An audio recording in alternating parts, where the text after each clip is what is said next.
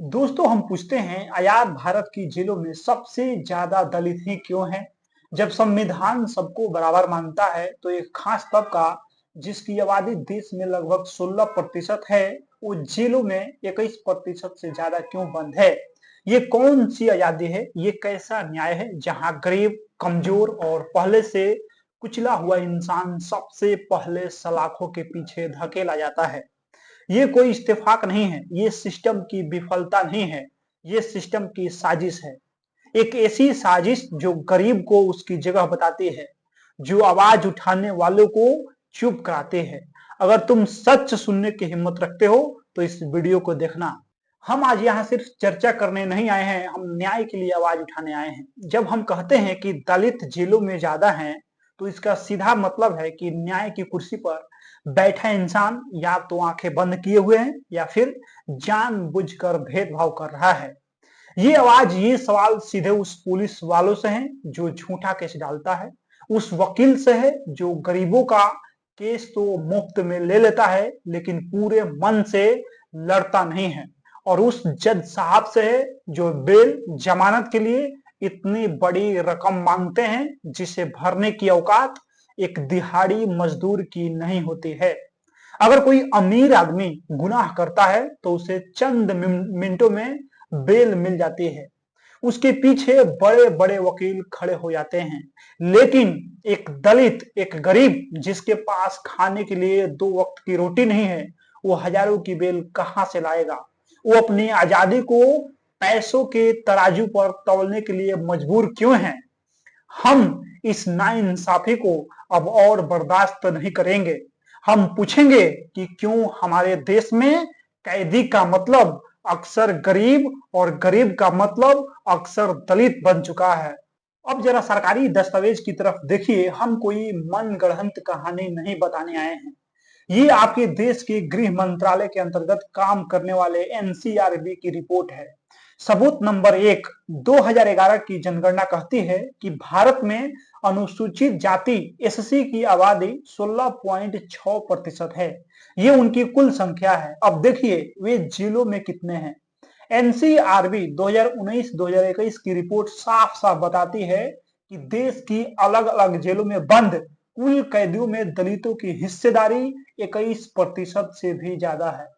ये 16% और 21% के बीच का जो अंतर है, यही है सिस्टम का भेदभाव, यही है सिस्टम का डिस्क्रिमिनेशन। ये 5% ज्यादा लोग कौन हैं? ये वो बेबस, लाचार और गरीब लोग हैं जिन्हें न्याय मिलने से पहले ही सजा दे दी गई है। ठीक यही हाल आदिवासियों, एसटी का भी है। उनकी आबादी 8.6% है, लेकिन जेलों में वे 11% से ज्यादा हैं। ये आंकड़े चिल्ला चिल्ला कर कह रहे हैं कि हमारे समाज में अपराध अमीरी गरीबी देखकर नहीं होता है, लेकिन सजा सिर्फ गरीबों और दलितों को ही दी जाती है। सबसे बड़ी त्रासदी है विचाराधीन कैदियों की। ये वो लोग हैं जिन पर अभी तक अपराध साबित नहीं हुआ है, ये बस आरोपी हैं, लेकिन आजाद भारत की जेलों में 2/3 से ज्यादा यानी 67 से 76% लोग विचाराधीन हैं। जरा सोचिए, लगभग 3/4 कैदी सिर्फ इसीलिए अंदर हैं क्योंकि उनके केस की सुनवाई नहीं हुई है या उन्हें बेल नहीं मिला है। और इस बड़ी भीड़ में सबसे ज्यादा कौन है? हमारे दलित भाई बहन हैं। ये अक्सर छोटे मोटे झगड़ों, जमीन के विवादों से जुड़े मामलों में फंस जाते हैं। वे न तो महंगे वकील रख पाते हैं, न ही 10-20 हजार की बेल भर पाते हैं। नतीजा ये होता है कि वे जेल की सलाखों के पीछे सालों तक सड़ते रहते हैं, सिर्फ इस इंतजार में कि कभी तो जज साहब उन्हें निर्दोष करार देंगे। कई रिपोर्ट बताती है कि इन विचाराधीन कैदियों में से बहुतों को बाद में बरी कर दिया जाता है, लेकिन तब तक उनकी जवानी, उनका परिवार और उनकी पूरी जिंदगी तबाह हो चुकी होती है। सिस्टम ने उन्हें दोषी साबित होने से पहले ही सजा दे दी। ये साफ तौर पर दिखाता है कि हमारे देश में जमानत न्याय का अधिकार नहीं, बल्कि पैसे वालों के लिए खरीदी जाने वाली सुविधा बन गई है। सिस्टम की पहली सबसे विफलता है मुफ्त कानूनी सहायता का फेल हो जाना। संविधान कहता है कि हर गरीबों को मुफ्त वकील मिलेगा, लेकिन सच्चाई क्या है? ये मुफ्त वकील जिन्हें लीगल एड लॉयर कहा जाता है, अक्सर या तो बहुत व्यस्त होते हैं या उनके पास केस लड़ने के लिए जरूरी संसाधन और प्रेरणा नहीं होती है। उन्हें दिया जाने वाला पैसा मानदेय इतना कम होता है कि वे दिल से केस लड़ना जरूरी नहीं समझते हैं। दूसरी तरफ सरकारी प्रोसिक्यूटर के पास पुलिस की पूरी ताकत और सरकारी संसाधन होते हैं। इस असमान लड़ाई में गरीब दलित कैदी पहले ही हार जाता है। जमानत के लिए पैसे न होना तो सबसे बड़ी समस्या है।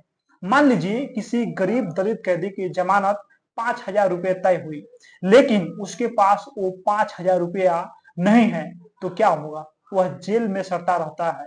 सुप्रीम कोर्ट के वकील बताते हैं कि अगर किसी अमीर आदमी को 1 करोड़ में भी बेल मिलती है तो वह दे देता है, लेकिन एक गरीब के लिए 500 रुपये भी पहाड़ जैसे होती है।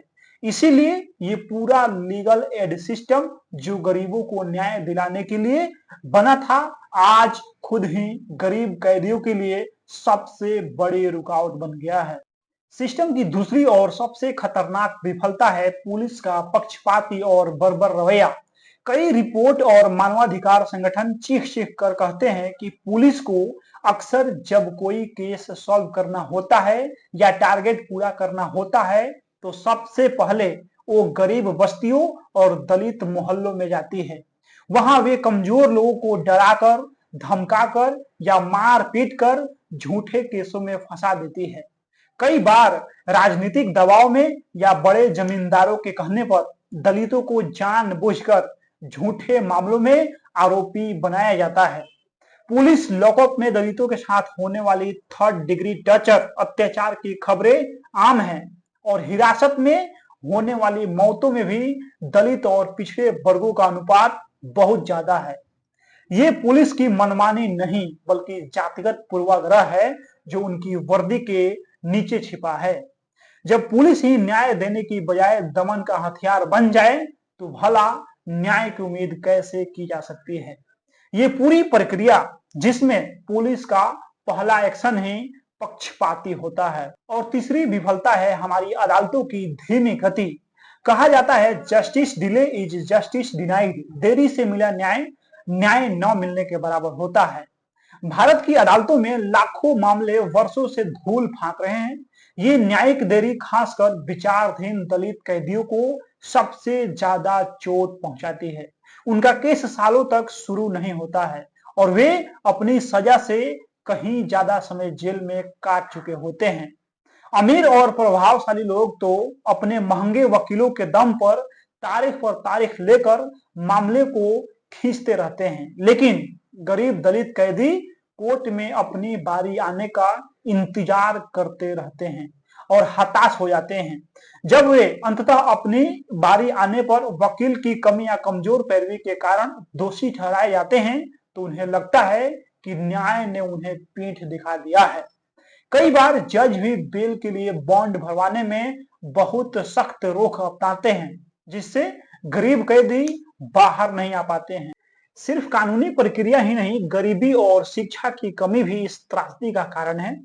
दलित और आदिवासी समुदाय आज भी देश के सबसे गरीब और कम पढ़े लिखे समुदायों में आते हैं। जब आदमी गरीब होगा, पढ़ा लिखा नहीं होगा, तो उसे कानून की समझ नहीं होगी। वो आसानी से पुलिस और कानूनी जालसाजी का शिकार हो जाएगा। छोटी मोटी चोरी, काम की कमी से होने वाले छोटे अपराध या फिर आपसी झगड़े, ये सब गरीबी की देन है। लेकिन जब यही अपराध एक गरीब करता है तो उसे कड़े से कड़ा दंड पनिश मिलता है। एक रिपोर्ट बताती है कि जिन कैदियों की शिक्षा 10वीं से कम है उसमें दलितों और आदिवासियों की संख्या बहुत ज्यादा है।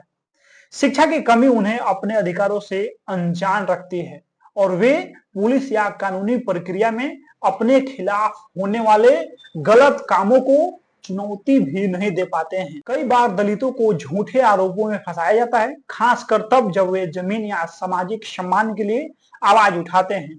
ग्रामीण इलाकों में प्रभावशाली जातियों द्वारा पुलिस के साथ मिलकर दलितों पर फर्जी मुकदमे दर्ज कराना एक पुराना तरीका रहा है, उन्हें डराने और उनकी आवाज दबाने का। जब कोई दलित उत्पीड़न या भेदभाव के खिलाफ अनुसूचित जाति और अनुसूचित जनजाति अधिनियम यानी SC/ST एक्ट के तहत शिकायत दर्ज कराता है तो पलटवार में उन पर झूठे मुकदमे थोप दिए जाते हैं।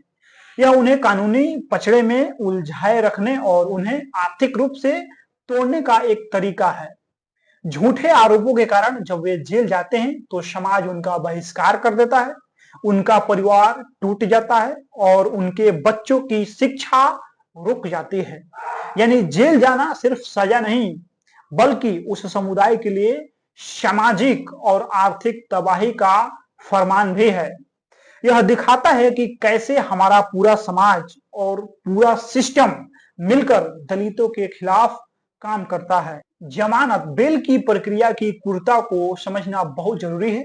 हमारे कानून में है कि जब तक दोष साबित न हो तब तक व्यक्ति निर्दोष है, लेकिन जमानत इतनी महंगी और जटिल बना दी गई है कि गरीब को दोषी होने से पहले ही अदालत उसे कैदी बना देती है। जमानत के लिए बॉन्ड या मुचलका भरना पड़ता है। यहां तक कि अगर कोर्ट 1000 रुपए की जमानत भी मांगती है तो कई विचाराधीन दलित कैदियों के पास वो पैसा नहीं होता है। उन्हें कोई जमानतदार भी नहीं मिलता है जो उनके लिए यह बॉन्ड भर सके। इसका परिणाम क्या होता है? वे जेल में पड़े रहते हैं। कई बार तो वे मामूली अपराधों के लिए 6 महीने की सजा पूरी होने से पहले ही 1 साल जेल में काट चुके होते हैं, सिर्फ इसीलिए क्योंकि वे बेल नहीं ले पाए। यह क्रूरता है, यह संविधान का मजाक है। न्यायपालिका को इस बात पर ध्यान देना चाहिए कि जमानत की शर्तें ऐसी होना चाहिए जो गरीब कैदियों के लिए भी पूरी करना संभव हो।